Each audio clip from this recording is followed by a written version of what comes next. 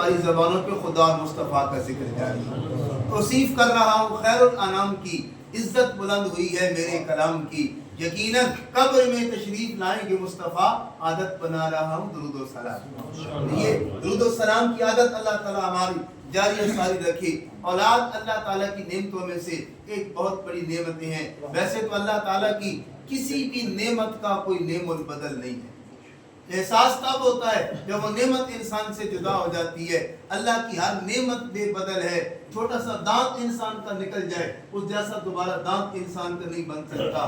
چھوٹا سا بھی عضو انگلی کٹ جائے، لاکھوں کروڑوں روپے انسان لگا لے، اس جیسی انگلی انسان دوبارہ نہیں بنا سکتا۔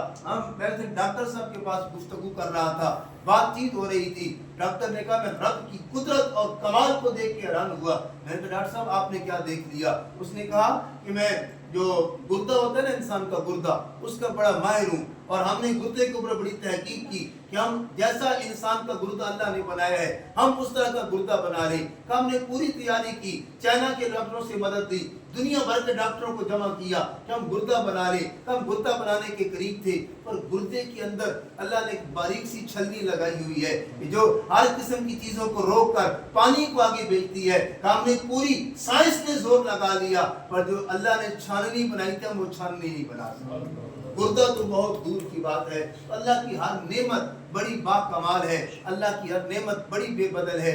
انہی نعمتوں میں سے ایک نعمت اولاد بھی ہے، اور اولاد ایسی نعمت ہے جس کے لیے دعائیں کرنا اللہ کے نبیوں کی بھی سنت ہے۔ پیغمبر اللہ سے دعائیں کرتے رہے اللہ ہمیں اولاد عطا فرما۔ خطبہ میں نے جو آیت پیش کی ہے اس میں بھی اللہ کے پیغمبر ابراہیم علیہ السلام کی دعا ہے کہ رب حب لی من الصالحین، اللہ تعالیٰ سے نیک اولاد کی دعا کر رہے ہیں۔ رب حب لی، اللہ عطا کر دے مجھے کون سی اولاد؟ نیک اولاد۔ صرف اولاد نہیں مانگی، اللہ سے جب بھی مانگے نیک اولاد کا سوال کیا۔ اور نیک اولاد انسان کی دنیا میں بھی بہتری کا سبب ہے اور آخرت میں بھی بلندی درجات کا سبب بن جاتی ہے۔ تو مختلف انبیاء اللہ سے دعائیں کرتے رہے۔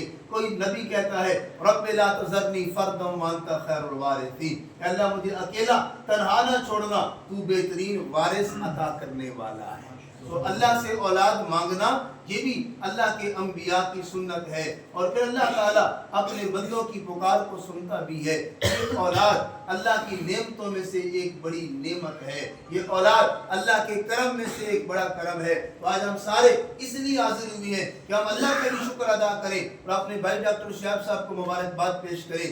اللہ تعالیٰ نے انہیں بیٹے جیسی نعمت سے نوازا ہے۔ اس سے پہلے بھی اللہ نے کرم کیا، لیکن رب کی مرضی تھی، بیٹا دیا اور واپس اپنے پاس بلا دیا، اس کے بعد پھر عطا کر دیا۔ تو میں آج یہ سوچ کے کتنی مجھے خوشی ہو رہی تھی، جیسے اللہ تعالیٰ نے اپنے محبوب کو 4 بیٹیاں 2 بیٹے عطا فرمائے، اللہ تعالیٰ نے ہمارے بھائی کو بھی اسی طرح 4 بیٹیاں بھی عطا فرمائی۔ بیٹیاں بھی اللہ کی رحمت ہیں، بیٹے بھی اللہ کی رحمت ہیں۔ یہ ان دونوں میں سے کوئی بھی نہ ہو کمی محسوس ہوتی ہے۔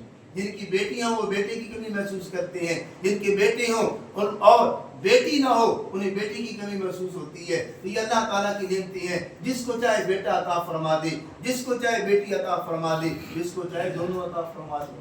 رب بڑا کریم ہے، رب بڑا مہربان ہے۔ تو اللہ تعالیٰ کا شکر ادا کرنا یہ بندوں پہ لازم ہوا کرتا ہے۔ جب بھی اللہ کی نعمت دے اس نعمت پر خوش ہونا، اس نعمت کا چرچا کرنا، اس نعمت کا اظہار کرنا، یہ بھی اللہ کے محبوب صلی اللہ علیہ وسلم کی مبارک سنتوں میں سے سنت ہے۔